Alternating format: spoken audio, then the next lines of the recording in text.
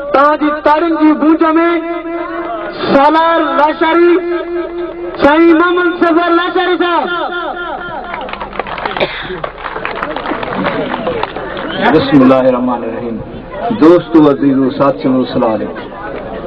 शाह साहब जो आत ईंदे चवनी आ हींदे चवनी वे छदे सारो दे अंगण अचज उन असल हकीकत के समझो थो वने ऐं ॾिठो थो वने ही जेको प्यार आ इन प्यार ते असांजे उस्ताद बुखारी चयो हर कमकार में ॿ चार मजबूरियूं हर कमकार में ॿ चार मजबूरियूं हिकिड़े प्यार में हज़ार मजबूरियूं ही प्यार जंहिंजे करे हेॾो असांजे दोस्तनि ऐं सॼणनि पंहिंजे दोस्त खे जेको मान ॾिनो आहे मां सम्झां थो त कंहिं वज़ीर खां घटि न आहे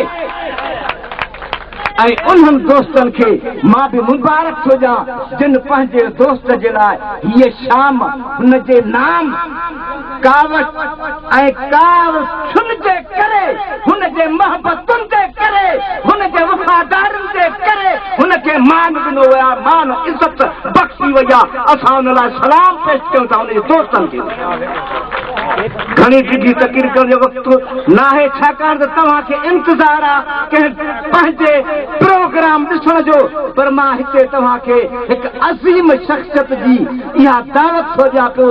सिंध जे हीरे जी दूल्हा दरिया ख़ान जो सेमिनार 17 अप्रैल ते खारो ज़िला ठट्टा में असां प्रोग्राम करे रहिया आहियूं लाचारी तंज़ीम तरफ़ां सभिनी सॼणनि खे दावत आहे ऐं इन सां गॾोगॾु गवर्नमेंट प्राइमरी स्कूल सफ़र लाचारी में 31 मार्च खां 2 अप्रैल ताईं अखियुनि जी मुफ़्त कैंप आहे।